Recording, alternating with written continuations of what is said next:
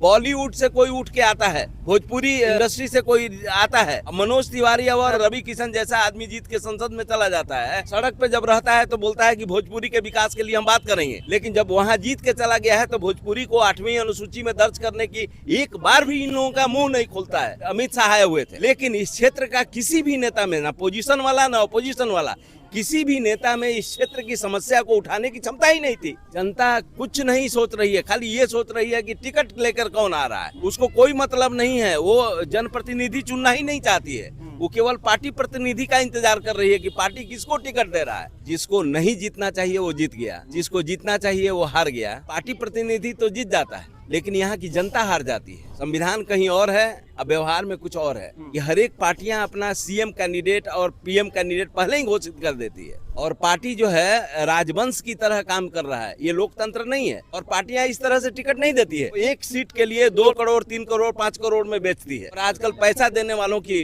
कमी नहीं है। बिहार में विधानसभा चुनाव की घोषणा हो चुकी है और सभी पार्टियां एक्टिव हो चुकी हैं। अभी हम काराकाट क्षेत्र में आए हुए हैं, और काराकाट क्षेत्र में भी सुगबुगाहट है किस पार्टी को इस बार कौन से कैंडिडेट को सीट मिलेगा। आज हम चर्चा करेंगे, जो कि लोकसभा चुनाव में पवन सिंह यहाँ पर लड़े थे और बड़ा वोट लाए थे, 2,73,000 वोट लाए थे, और इस बार फिर से वो निर्दलीय पिछली बार लड़े थे, इस बार बीजेपी में चले गए हैं, और इस बार फिर से उनके चुनाव लड़ने की सुगबुगाहट है विधानसभा चुनाव। लेकिन मैटर यहाँ पर फंस रहा है ज्योति सिंह के साथ। ज्योति सिंह जो है उनके खिलाफ आ गई हैं, उनके फ्लैट पर गई, पूरा ड्रामा हुआ, फिर पवन सिंह अपने बचाव में आए। तमाम मुद्दों पर हमारे साथ हैं यहाँ डेहरी ओन के प्रसिद्ध समाज सेवी हैं शिव गांधी जी से, इनसे हम बात करेंगे।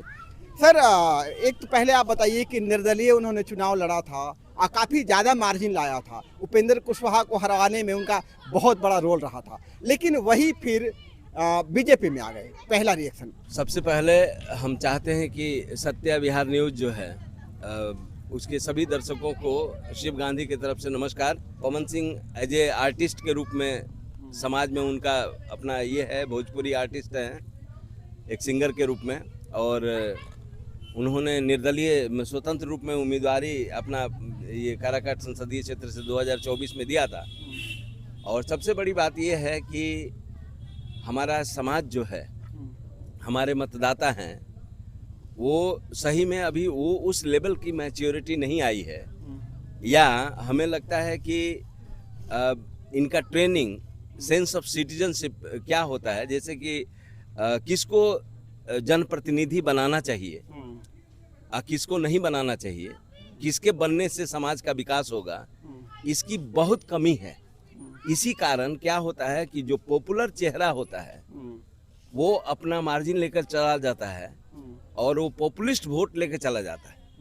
तो मुझे ऐसा लगता है कि एक सिंगर के हैसियत से पवन सिंह ने जो अपना प्रदर्शन किया था, जो फेम नेम और फेम उनके पास था, उन्होंने लड़ा और एक बहुत ही अलग ढंग का रिजल्ट यहाँ आया काराकाट संसदीय क्षेत्र में। जिसको नहीं जीतना चाहिए वो जीत गया, और जिसको जीतना चाहिए वो हार गया, और ये भी आदमी नहीं जीते। तो मुझे ऐसा लगता है कि यहाँ पे इस क्षेत्र का दुर्भाग्य रहा है जब से काराकाट बना है, या आप देख सकते हैं डेहरी विधानसभा के क्षेत्र के अंतर्गत रोहतास उद्योग समूह है। आप देख सकते हैं कि ये बिहार का औद्योगिक क्षेत्र रहा है, औद्योगिक राजधानी रहा है।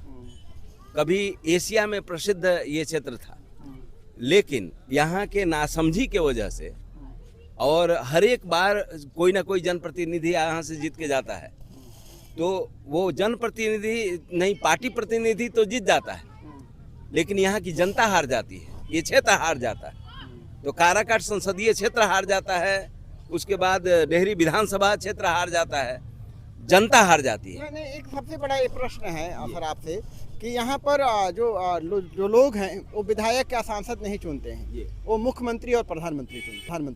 सबसे बड़ा प्रश्न ये है, इसी वजह से जो अच्छा कैंडिडेट जीत कर नहीं आ पाता है। आप बहुत बढ़िया बात बोले हैं, क्योंकि देखिए होता है कि संवैधानिक को बात कुछ नहीं होती है। संविधान कहीं और है, अब व्यवहार में कुछ और है। संविधान कहता है कि जो लोग चुन के जाएंगे विधानसभा में, विधानसभा का अपना दल का एक नेता चुनेंगे जो मुख्यमंत्री होगा। लोकसभा में जो चुन के जाएंगे, संसदीय दल का नेता चुनेंगे, वो प्रधानमंत्री होगा। लेकिन यहाँ एक ट्रेंड चल गया है कि हर एक पार्टियां अपना सीएम कैंडिडेट और पीएम कैंडिडेट पहले ही घोषित कर देती है।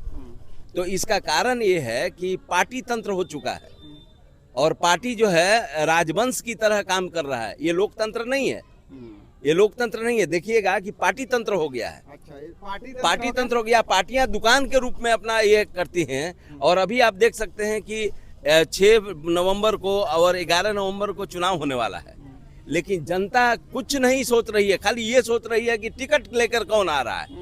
उसको कोई मतलब नहीं है, वो जनप्रतिनिधि चुनना ही नहीं चाहती है, वो केवल पार्टी प्रतिनिधि का इंतजार कर रही है कि पार्टी किसको टिकट दे रहा है। उसके आसपास में ये नहीं देख रही है कि समाज के लिए, हमारे लिए, इस क्षेत्र के लिए कौन कितना अच्छा काम कर रहा है, उस पर उसको नजर नहीं है। बस पार्टियां 4-5 पार्टी है, वो जिसको टिकट दे देगी उसी आधार पर ये लोग अपना मन बना लेंगे।